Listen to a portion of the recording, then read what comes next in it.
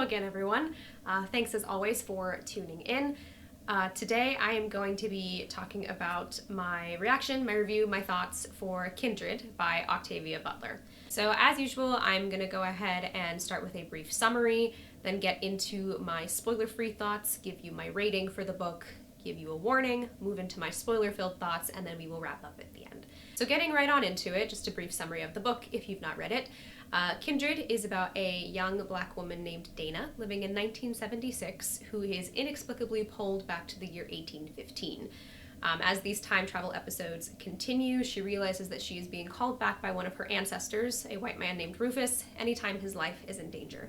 Dana becomes like his guardian angel, but must contend with the reality of being a black woman amidst the reality of slavery in America anytime she is called back to the past. Published in 1979 and heralded as a classic science fiction novel by the celebrated and prolific African-American author Octavia E. Butler, Kindred is a novel that explores the complications of an ugly past, haunting and shaping our present. So I'm going to go ahead and get right into my spoiler-free thoughts. As usual, I will divide this into my 5 categories, so that's character, plot, writing style, setting and immersion, pacing, and then I will give you my overall personal feelings and then a total rating at the end.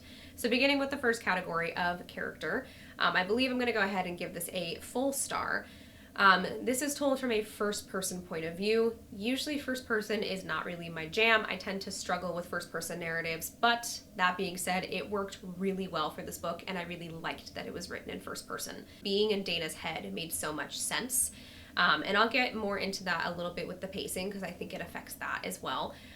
But just overall saying that while usually first-person narratives aren't really my thing, I really liked it for this book and it worked really well, and I liked being in Dana's head for this. It is a large cast, but because we're in first person, it is so easy to keep track of. I never felt like I was losing anybody on the page. I knew who everybody was. I knew what their significance was to the plot and to the story. Because we're seeing it through one person's eyes and we're not privy to the other perspectives, I didn't feel like I was getting lost in all of these people. It made sense to view it through Dana's eyes. And again, it was just easy to keep track of all of them. The characters are wonderfully complex. Nothing is ever spelled out in black and white. You find yourself both rooting for and despising and being frustrated by so many of the characters. It's just nothing ever is just straightforward and to the point morally, which is kind of the point of the story.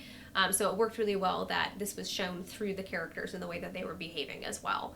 Like one reviewer said, I believe it was on Goodreads, I was reading through a bunch of reviews to kind of help gather my own thoughts for this. They said it would be so easy to paint this as just a broad picture of looking at the horrors of American slavery, but because the narrative has a degree of sympathy for every character, even the slave owners, there's just this element of deeper texture.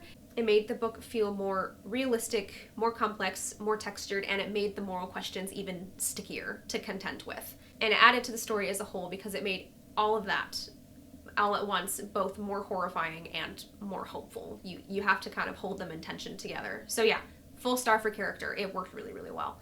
Next category is plot. The plot is really interesting and fascinating as a concept. Again, while looking at reviews, I saw someone say that the only thing they think they can compare this to is Outlander, which I've not read or seen the adaptation of.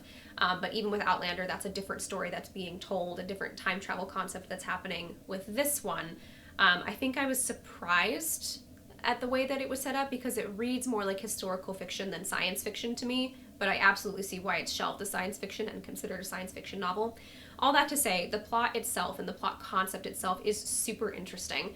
Butler pulls you along through the plot with ease. It never feels like you're getting lost between timelines. It never feels like there's just too much going on. The plot is straightforward and to the point, and it makes sense as you go along with it. My only complaint here is that I think the ending happened a little too fast. I believe that this was intentional, and I'll get more into that with my spoiler-filled thoughts. But yeah, with the way that the plot was being set up, just the ending scene, or not the ending scene, but the ending chapters, it felt like they happened really, really quickly. But, and I will get more into this with my spoiler-filled thoughts, I'm fairly certain that was intentional. So the former literature student in me thinks it's brilliant. I love that it ended quickly with that hat on, but with my just plain old reader hat on, I was a little bit disappointed. So for plot, I'm going to go ahead and give a 3/4 star here. Next is writing style. I don't really have anything to complain about here. I liked the way that Octavia Butler writes. It's very straightforward and to the point, never overly flowery, but it's not like sparse either. Again, I tend to struggle with first person narratives, but being in Dana's head here, the way that she wrote Dana's thoughts and the way that she was experiencing all this, it just kind of solidified everything thematically that was happening even more and made it easy to keep track of. You feel everything with Dana. You understand what she's experiencing because you're hearing it in her head. You're hearing it through her thoughts and the way that she's responding to it. Because you feel everything with her, it makes it all the more compelling. So yeah, I don't have really a ton to say about the writing style, just that I liked it. It was easy to follow and understand. Again, I never felt lost in what she was doing, and she just sucks you in really quickly with the way that she sets it up because it's so straightforward and to the point. So yeah, full star for writing style. I thought it was great. Setting and immersion. I loved this. It would have been so easy with the time travel element to get lost between time periods, but you are never confused about which time period you're in, and each one feels so distinct and clear with the way that she chooses to describe things. And it is just genuinely so immersive, the way that she sets it up. You want to know what's going to happen next. You feel like you are there with Dana as it's happening. And again, because it's in two different time periods, it would have been so easy to get lost between the two, but the way that she immerses you into it, the way that she structurally sets everything up and sets the scene, it just made perfect sense. I felt completely immersed when I was reading this. So easily full star for this one as well. And then pacing. Pacing is my final category that I want to talk about. This was an interesting one with pacing because it felt both fast and slow at the same time.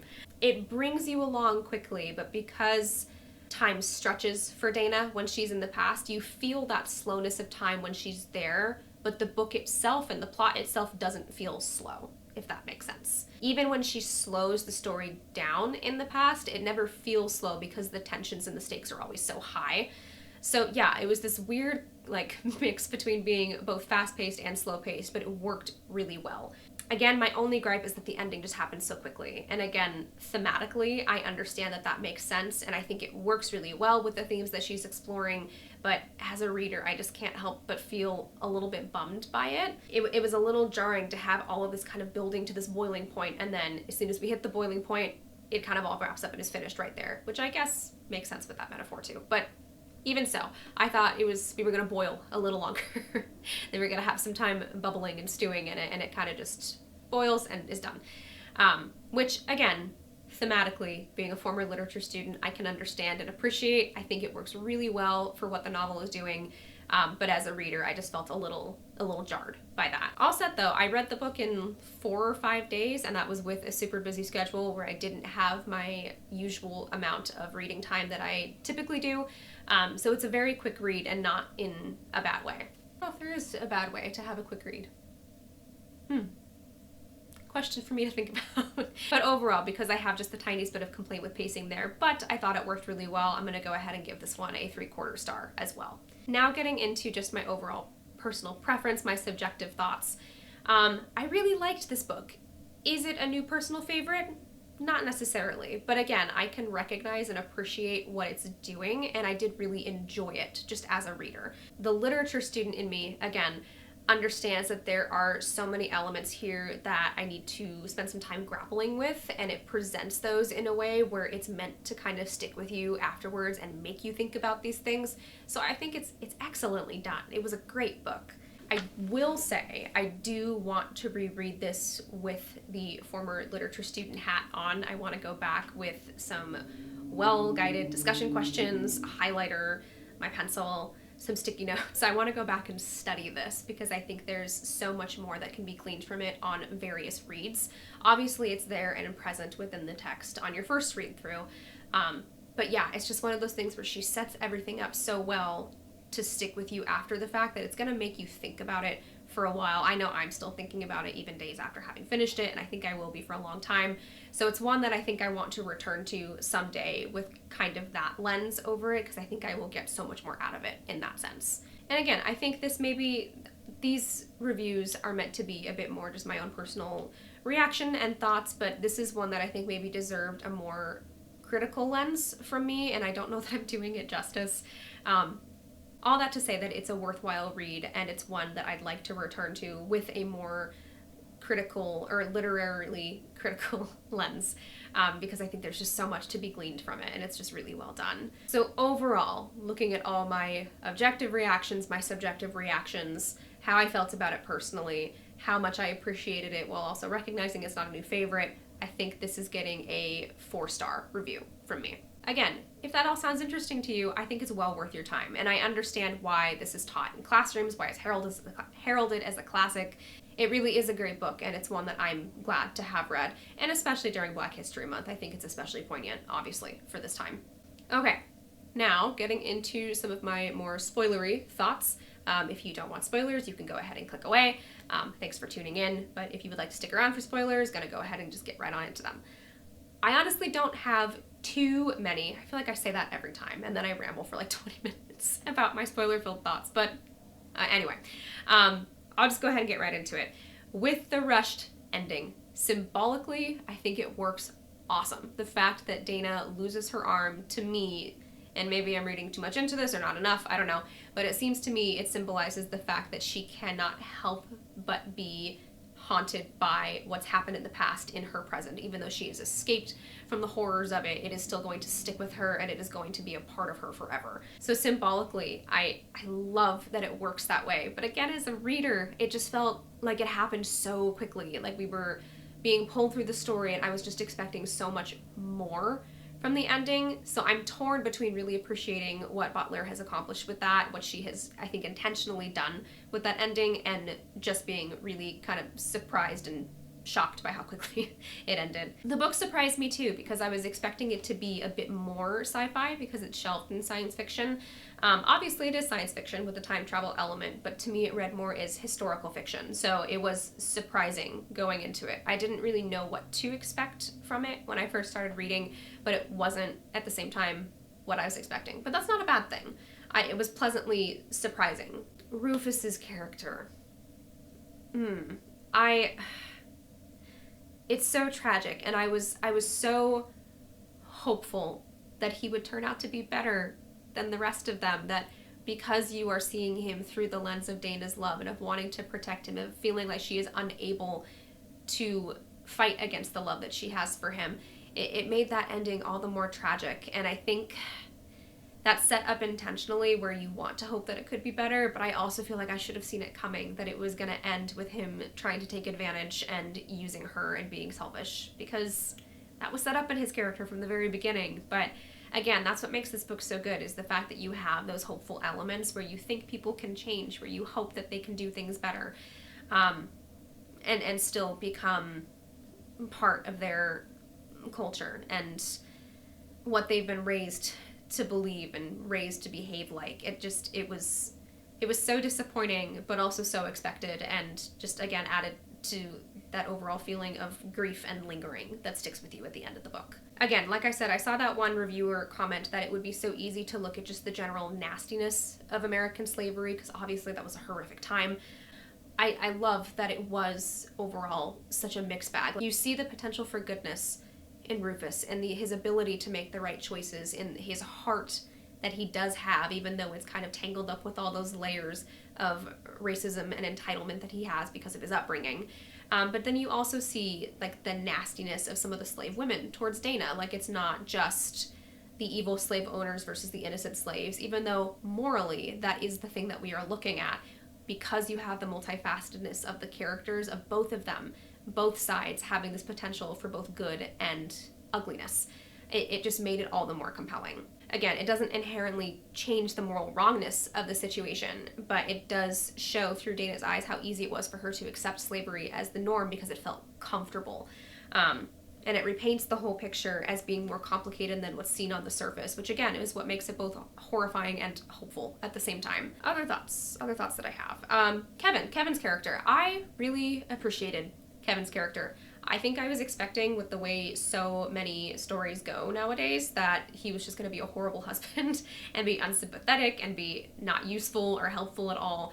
And I appreciated that it wasn't that even though obviously he's never going to be able to relate to Dana as a white man in that time, he still understood what it was to be ripped out of his own time period, to have to linger in the past and readjust to his present again and have to deal with those lingering effects.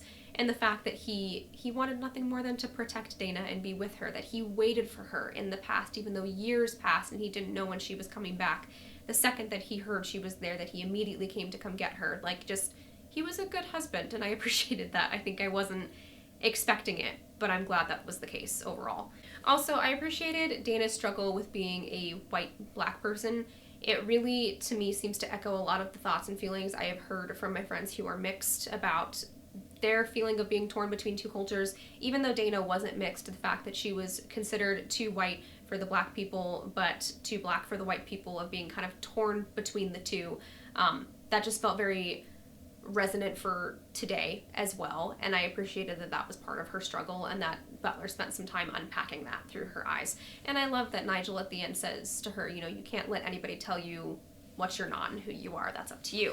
On that note, I also loved Nigel and Carrie and Sarah, because there was so much hostility. I appreciated that she also spent time to build those friendships on the page, and I always felt that sense of safety whenever the three of them were on the page. Like, Dana's gonna be okay.